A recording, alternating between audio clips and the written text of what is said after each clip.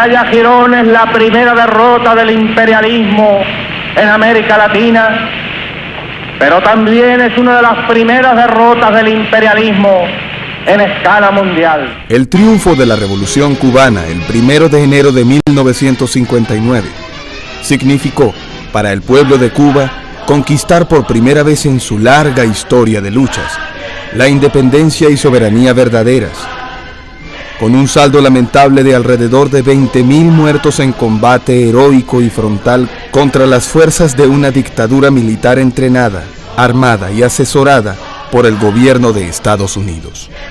La victoria revolucionaria en Cuba constituyó para Estados Unidos una de las más humillantes derrotas políticas en su existencia como gran potencia imperialista, la cual va a generar una brutal política de hostilidad y agresiones de todo género destinada a destruir la revolución cubana, reconquistar el país y reimplantar el sistema de dominación neocolonial que durante más de medio siglo impuso a Cuba. Todavía no había comenzado la revolución a instrumentar las primeras acciones, cuya estrategia está contenida en la Historia me absolverá, cuando Estados Unidos desató una verdadera campaña propagandística para denunciar los juicios a los criminales de guerra que habían cometido crímenes jurídicamente documentados, comprobados y juzgados en conformidad con las leyes dictadas por la revolución. Se aplicó una fuerte rebaja de alquileres, lo cual después se convirtió en una nueva reforma que transformó a los inquilinos en compradores del inmueble, indemnizando a los propietarios que tenían pocas viviendas. El 17 de mayo de 1959 se promulgó la primera ley de reforma agraria, la cual redistribuyó más de 4 millones de hectáreas de tierra, beneficiando a más de 200.000 familias campesinas. Acabó con el desempleo rural y elevó los salarios de los trabajadores del campo. Existían latifundios de 200.000 hectáreas de propiedad extranjera. Algunas empresas norteamericanas poseían grandes centrales azucareras e inmensas extensiones de tierra. Las operaciones encubiertas organizadas desde Washington contra Cuba comenzaron algunas semanas después de la firma de la Ley de Reforma Agraria.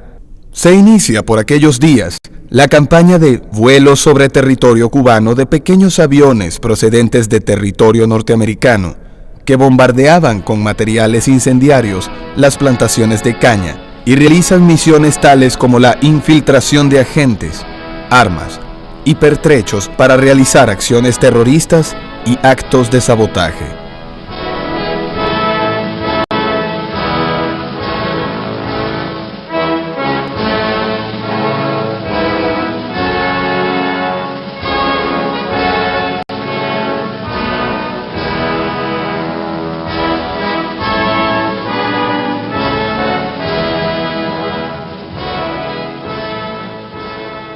El influyente diario norteamericano New York Times, en su edición del día 10 de enero de 1960, denuncia que el gobierno norteamericano ha creado una base aérea y terrestre, la base Trax, ubicada en Retalhuleu, Guatemala, donde entrenan grupos de exiliados cubanos para derrocar a Fidel Castro.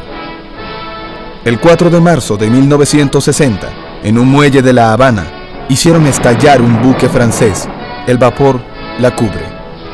El buque había cargado en Europa un importante lote de armamento y parque comprado a la industria nacional belga por el gobierno revolucionario, que estaba ya preocupado por las crecientes acciones agresivas de Estados Unidos. El cargamento fue saboteado por agentes de la CIA en el puerto de embarque, y los artefactos colocados hicieron explosión ese día mientras se realizaban las operaciones de descarga. Todas las acciones hostiles y agresivas ejecutadas por el gobierno de Estados Unidos contra Cuba, desde el mismo momento del triunfo de la revolución hasta el presente, han causado enormes pérdidas materiales y humanas al pueblo cubano, así como incalculable sufrimiento a los ciudadanos de ese país, penurias ante la carencia de medicamentos, alimentos y otros medios indispensables para la vida.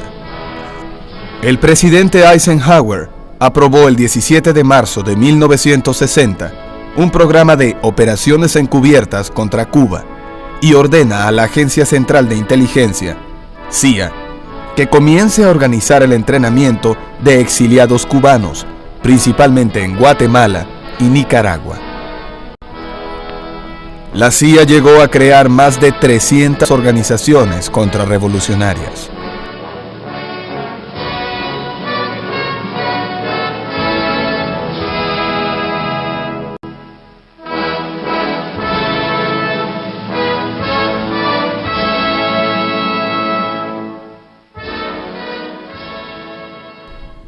En 1960, las refinerías de propiedad norteamericana se negaron a refinar el petróleo crudo soviético enviado a Cuba como pago parcial de la venta de azúcar. El gobierno revolucionario expropió las refinerías y anunció que determinaría sus propias políticas comerciales. Con casas de apartamentos y echar al pueblo a sufrir y seguir de modo cruel contra el pueblo conspirando para seguirlo explotando. Y en eso Estados Unidos ejerció represalias, revocando su acuerdo sobre la cuota de azúcar, y se niega a cumplir una compra de 700,000 toneladas de azúcar cubana. Cuba respondió nacionalizando propiedades de ciudadanos norteamericanos. aquí pensaban seguir ganando el 100% con casas de apartamentos y echar al pueblo a sufrir y seguir de modo cruel contra el pueblo conspirando para seguirlo explotando, y en eso llegó Fidel y se acabó la vida. El 3 de enero de 1961, el presidente de Estados Unidos, Dwight Eisenhower, anuncia la ruptura de relaciones diplomáticas con Cuba. En un acto de masa celebrado en la Plaza de la Revolución el 28 de septiembre de 1960, el comandante Fidel Castro anuncia, tras la explosión de 4 bombas que causan numerosos heridos, la creación de los Comités de Defensa de la Revolución, los CDR. Los CDR se convierten en una organización popular de masas para ayudar a mantener la vigilancia, así como para aplicar programas tales como las campañas de vacunación y la distribución equitativa de los escasos víveres y las medicinas. En 1961 se inició en Cuba una de las más grandiosas obras humanas y de justicia social, la campaña de alfabetización, a la cual se integraron más de 100,000 estudiantes que fueron a los sitios más recónditos de la isla para enseñar a sus pobladores a leer y escribir. Paralelo a esta noble acción, la Agencia Central de Inteligencia, CIA, orientó a sus bandas a sembrar el terror para sabotear la campaña, ejecutando acciones criminales contra los adolescentes y jóvenes alfabetizadores que enseñaban a leer y a escribir. El 5 de enero de ese mismo año, es asesinado el maestro voluntario Conrado Benítez García. Operación Pluto, 15 de abril de 1961.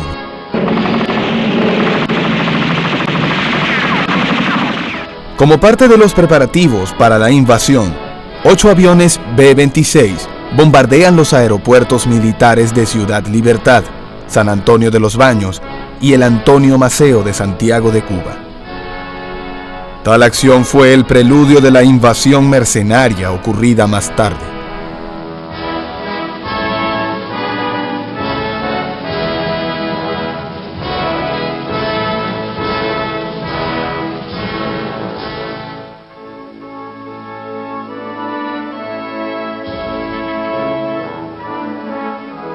El presidente John Kennedy ha dado la orden, pero había sido el presidente Dwight Eisenhower quien había puesto en marcha el plan de invasión.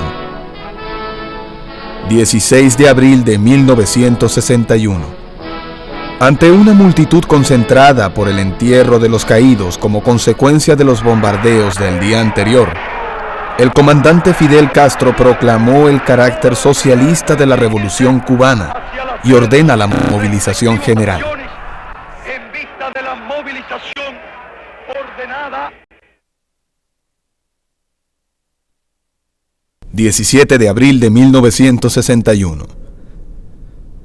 Una expedición de aproximadamente 1.500 hombres, integrada por criminales de guerra, exoficiales del ejército de Batista, hijos de terratenientes, de familias ricas y mercenarios organizados, entrenados y armados por la Agencia Central de Inteligencia, CIA, divididos en 7 batallones de 200 hombres cada uno y repartidos en 5 barcos de transporte, llegaban a Playa Girón.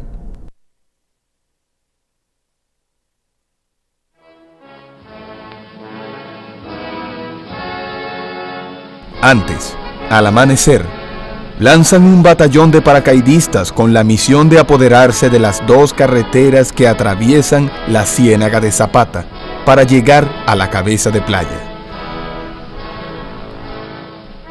A bordo de buques de guerra norteamericanos, entre ellos el portaaviones USS Essex, y a pocas millas de la costa, la Infantería de Marina de Estados Unidos estaba lista para desembarcar con apoyo naval y aéreo tan pronto lo solicitara el gobierno provisional, que sería trasladado vía aérea en cuanto contaran con una cabeza de playa en Girón. Los mercenarios contaban con una escuadrilla de bombarderos B-26 con insignias cubanas, tripulados por pilotos batistianos y norteamericanos.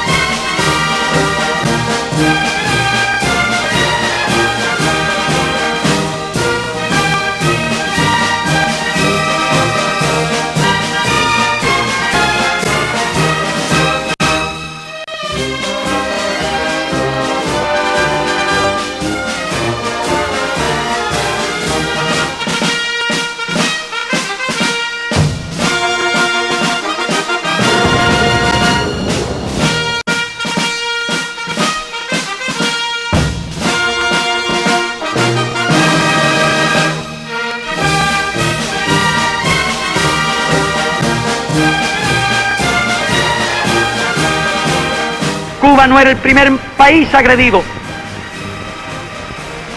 Cuba no era el primer país en peligro de ser agredido. En este hemisferio todo el mundo sabe que el gobierno de los Estados Unidos siempre impuso su ley. La ley del más fuerte. Desaparezca la filosofía del despojo y habrá desaparecido la filosofía de la guerra.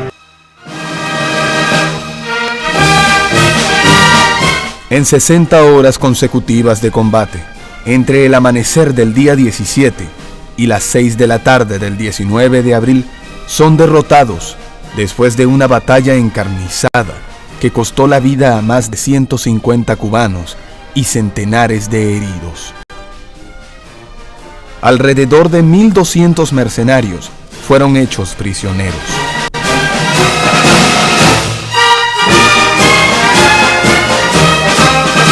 La patria primero.